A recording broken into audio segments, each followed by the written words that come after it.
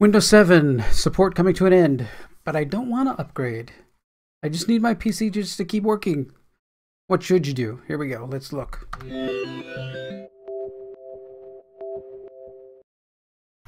Hey, this is Tom from Tom Tech Show, and I've dealt with these kind of things over the years. I've had people just say, my computer works fine, I don't have any problems. Why do I need to keep giving Microsoft money? You know, blah, blah, blah, all this stuff. Especially since Windows 7. I mean, computers earlier than Windows 7, you know, Windows XP and things like that, running a lot of programs and doing things like that, the hardware was a little behind what the software was doing. And now, I mean, any hardware that you buy today is probably going to run Windows 7, Windows 8, for no reason why you would want to run Windows 8, I don't know, or Windows 10. Going to run all of that beautifully. So there might be you might have a few driver problems with Windows 10, but they're fixable, they're doable. So why do I need to upgrade? Windows 7 still works great. It's probably the worst thing that Microsoft could have ever done was make an operating system that worked so well and was, you know, easy to use and got out of the way and stuff like that. So according to, there's a few sites out here showing, like on Bleeping Computer, that you can still upgrade for free. So if you, one option, I guess, is this, that you don't have to give Microsoft money. You can still do the free upgrade. So when Windows 10 was first released, they had the thing where if you just run this tool to claim your digital right to Windows 10, you didn't have to upgrade right then, but you could still upgrade when you wanted to. So here's a quote according to a Reddit user who claims to be a Microsoft worker. Windows 10 free upgrade for a year was marketing fluff to maximize adoption, and Coke Robot is his name, I guess, also shed some light on the now expired Windows 10 free upgrade offer. Says you can still do this, no problem. However, be careful, do an upgrade. Keep everything as you choose to keep everything and start fresh, or lose your free upgrade. So you need to have Windows 7 running on your system, do the upgrade, and then if you want to erase it and reload Windows 10 from scratch and completely cleanly, you can do that. According to this article. I haven't done it. I mean, I did the claim license way back when they were offering it, and then I kept my Windows 7, and I've gone back and forth, Windows 7, Windows 10, back and forth, without any issues. So we'll see. So this is an option. I would definitely have everything backed up before you do anything. So you download the media installation tool, say upgrade this PC, it installs, boom, it gives you, instead of, yeah, I think you have to log in with a Microsoft account, so you need like a Hotmail account or something like that, so that it puts that digital license up in Microsoft servers, so that it takes the ID of your CPU basically and puts that up in the cloud, that CPU gets a license. Then you should be able to erase it, do the media creation tool, create an ISO file, erase your computer, and load it all from scratch. Should work. Okay, so what if you just want to skip all that? I'm just going to buy it. So there are sites out here like this PC Market thing that is selling a license for $26.50, which these are scams. Okay, let's just be straight up. These are scams. They give you the volume license key, the KMS key, and then you activate it against their KMS server, and then once they turn the KMS server off, you know, then boom, they've got your money, and you don't have an operating system that is working. So there's actually a let's see, an article here in Microsoft blog talking about it. It says this Windows MVP person from September 2019. He's a specialist. Says there are no discounts. They're all pirated using illegal volume license keys. So stay away from that stuff. If you really want to make sure, if you're going to buy it, you really want to do it, you can go right straight to Microsoft Store and buy the Windows 10 Home upgrade. Or you can go to other reputable places, like I've dealt with this company, Tiger Direct, forever, and that'll knock $5 off of it if you're just going to do it and get the CD ways if the other free upgrade piece doesn't work. But you don't want to go through that. I mean, and a lot of people don't. I mean, a lot of people don't want to go through, now I got to have Candy Crush and all this other crap loaded on my computer, and I remove them, and then Windows doesn't update, and then they all come back, and it's such a disservice that Microsoft is doing to their customers. It's no wonder. It's strange that people have even, decided to move to Windows 10. Because the Windows 10, the new app thing that they have is buggy at best, and most of the apps are, unless it's like a major manufacturer type company, the rest of the apps and stuff they use are not good at all. So there we go. It's kind of possible if you really want to go to Windows 10. And hopefully you won't have any driver problems or anything like that with your system, but that is possible.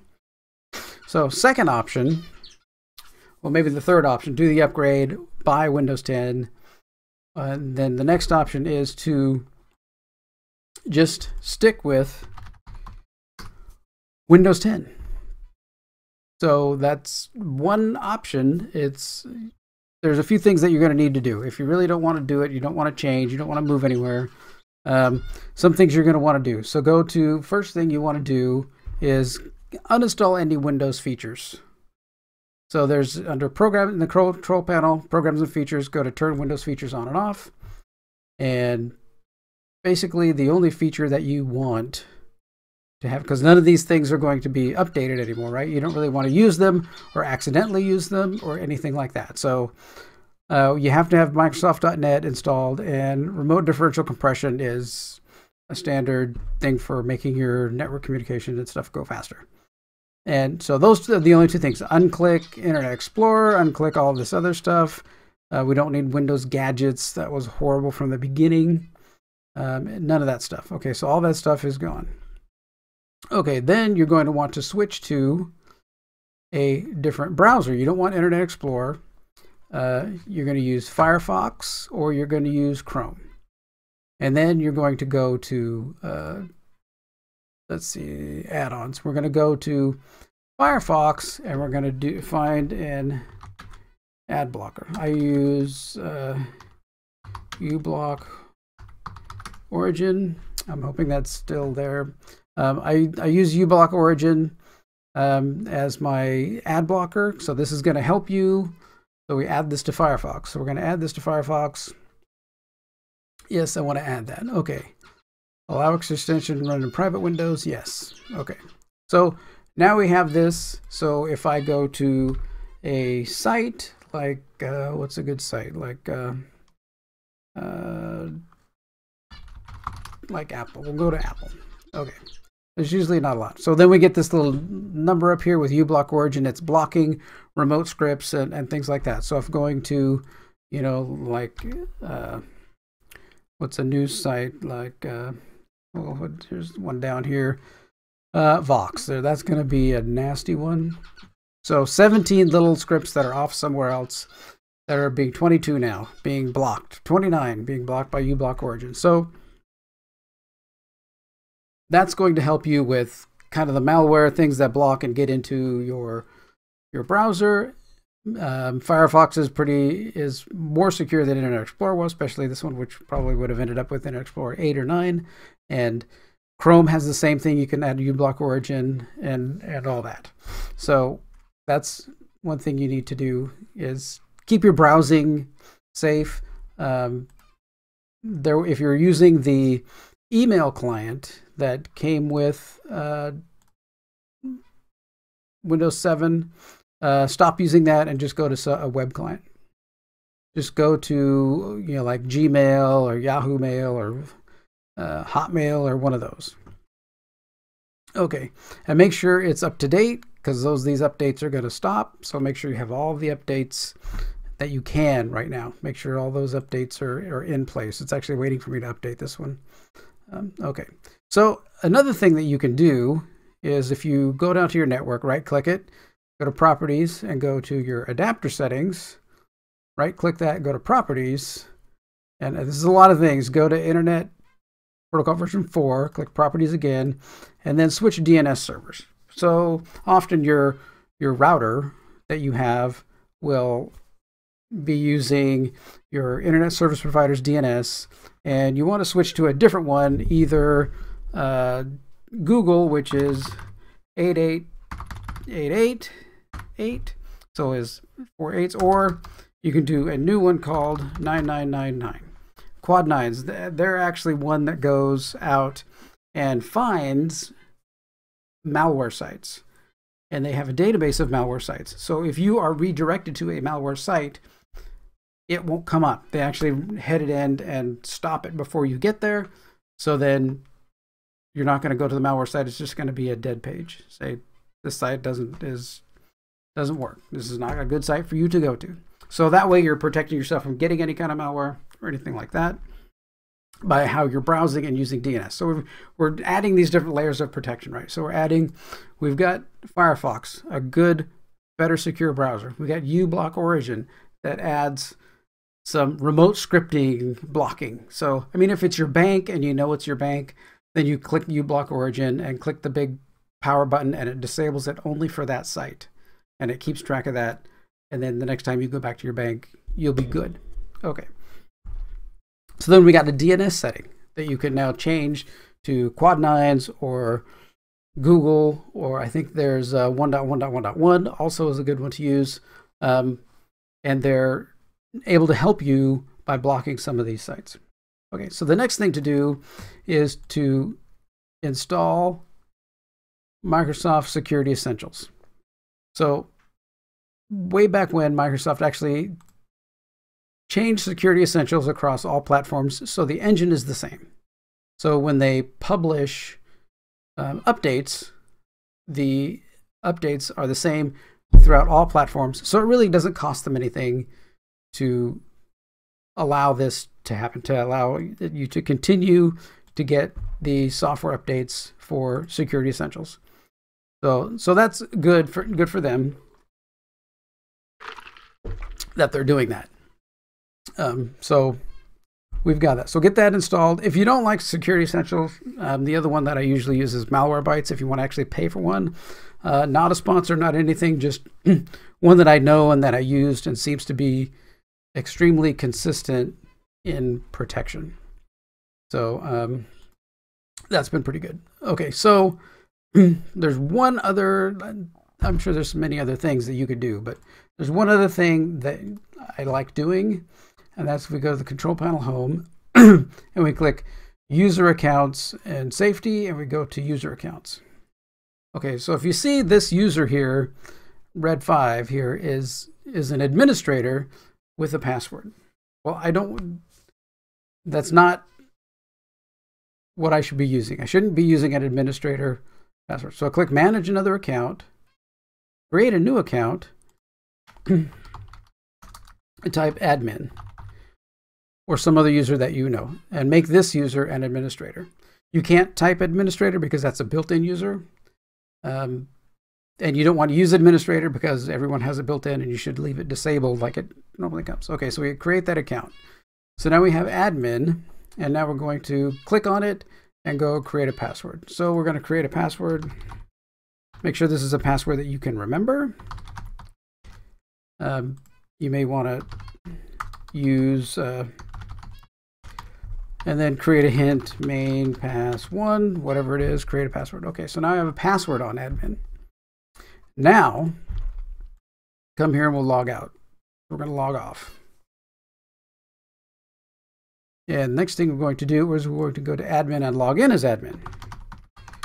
Okay, so we're logging in as admin.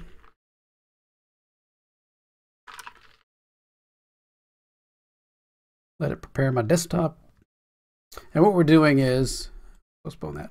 What we're doing is we're creating a user that we're going to use to do administrator stuff. So we're not going to be logged in as this user all the time. So this red 5 user that I've been logging in as, I'm going to click change the account type, and I'm going to make this a standard user. Okay, so now it's a standard user. Now, when I log off, so I'm going to log off my admin user. I'm going to log in as red 5. Okay, so I can still use Firefox. This is fine. It's coming up. I got Firefox. I'm doing all my normal work, my normal things that I normally do. And then I'm going to come here to downloads, and I'm going to say, let's install Microsoft Security Essentials. And immediately it comes up with a box that says, boom, you need to enter the admin password. You need to enter some administrator password. This is the way Linux works. This is the way Mac works. So why Microsoft doesn't do this from the start, it would save them a billion problems for users. But anyway, so then I could type my admin password, and then I would be able to install it. So what does this do? This allows you to recognize when anything's trying to install. So if you go to a website and suddenly this thing pops up that says, hey, you need your admin password. It's like, I'm not installing anything, and you cancel.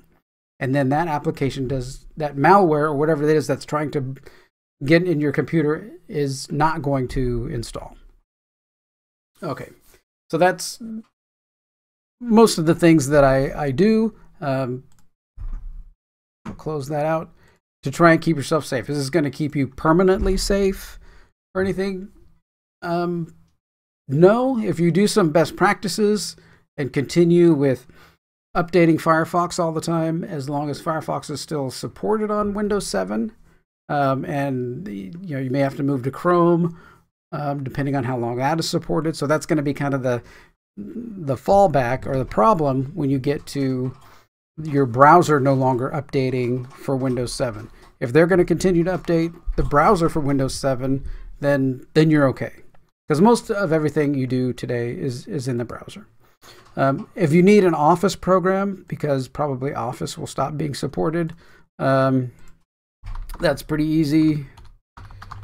Just go to LibreOffice. It's free, open source, has a spreadsheets, document, word processor, all of those different pieces, all that you need, and it's free. So I've not had any problems reading and writing any Microsoft Office documents with it. So it seems to work across the board for everything that I've done. Some people may have some edge cases where it doesn't work, but for normal everyday people who are just writing documents and doing things, it should be perfectly fine. So now you're off of Microsoft Office. You're off of all the Microsoft applications. If you need to play video or media or anything like that, you just go to VLC and download the VLC player. There's your whole media. Or you use something like Media Monkey if you're going to manage a lot of audio and you want to have an audio library, something like that. So there are options, and these will continue to be updated as far as they want to, unless Microsoft makes some big break that doesn't allow it to play on older versions of Windows, then it should still play for quite a while. Okay, so there's more apps. So say you don't want to go through all of that and you want another option that's going to continue to be secure and continue to be updated. You want an operating system that's going to continue to have all the updates and patches and everything else, and you don't want to give Microsoft money. Of course, the next option is Linux. So this was pretty easy to install, just a couple of clicks, going through things, setting your language and your time zone, and erase the drive, and boom, now you're up running Linux. This day and age, we're at a point where almost every driver is in Linux. Some of the Wi-Fi drivers might not be, so there is an option to select, other third-party drivers and have those added, which just kind of makes it all work really easily. So, and it's pretty simple. It comes with all, nice little welcome screens and everything. It's not command line grinding and doing recompiles and things like that anymore. And it has a start menu that's really fairly familiar with Windows users. You click it, it has a set of favorites that you can have, where you can look at all applications. It has LibreOffice, like I just mentioned, for Windows 7. All that is built in to the distribution when you get it. Sound and video, I added the VLC player. It was pretty easy to do. Stuff like that. I mean, it's because most of what you're going to do, right, is going to be paying your bills, checking news and stuff, and using an internet browser. And this has Firefox built in, so you don't even need to load or add an internet browser or anything like that. So it automatically checks here to see that it's up to date. I can hit refresh. I think I just reinstalled all the updates from today. I don't know if there'll be any, but it just has just like a Windows update kind of thing. This is a Linux update, and it updates and runs it. So it has a lot of the same controls that you're familiar with. Like here's the down window, the maximize window, the close window buttons, things we're familiar with already. So this is also a great alternative. And Linux is continually being developed and continually being updated. And all this stuff is more open source, so it has more people looking at it, more people controlling it, more people making it better for everybody. So this is a big option for people. And I'm sure that some people have already abandoned the Microsoft realm and gone to Linux. I mean, I have several boxes, and they're Linux, and I have a Mac, and I have a PC. My video production that I do here is a PC because I have some Windows programs that I need to run. But this is definitely an option for some people, and it's so much easier to install than it used to be. I think I have a video somewhere that shows how to load it onto a USB and install it. If I can't find that one, I'll make one and put it up. So, all right, well, that's Windows. What do I do with Windows 7? What do you do? Make sure you have everything updated. If you're going to keep it, make sure you have everything updated. Use an alternate browser. Get all the plugins. Change your DNS. All of those things. And that'll keep you running for a while. And just be diligent. You know, like I always say, don't open weird email attachments, all those normal things that we need to do in security. Make sure that the firewall is on. If we go into network and sharing, go to Windows Firewall, make sure this is on. That at least is going to help you when you're on a network. If it's a mobile computer that you're taking out into the real world and taking out of your house, I don't know that I would do that. I think that one I would definitely either move to Linux or actually take that one to Windows 10. Because you get on somebody's Wi-Fi and everything else. I mean, that could be where you get a lot of problems. And people finding, you know, bank account numbers and logins and passwords and things, because that's what people are looking for, trying to hack into your system. So if it's your home system on your home network, I'd be comfortable until we get a huge, you know, 0-day thing that people are seeing against Windows 7 that there's no way to fix, and that Microsoft won't fix. They have bent a couple of times with XP, or I think some way back when in XP, but Windows 8, I think some of the first 8, because they came out with 8.1 pretty quickly because, you know, 8 was so garbagey. They did, even though they said they stopped supporting 8, they still had some updates. And even here on Windows 7, the Security Essentials, they're going to still be updating that. So until we find that out, then I'm okay with still using. I mean, I don't have any Windows 7 boxes anyway.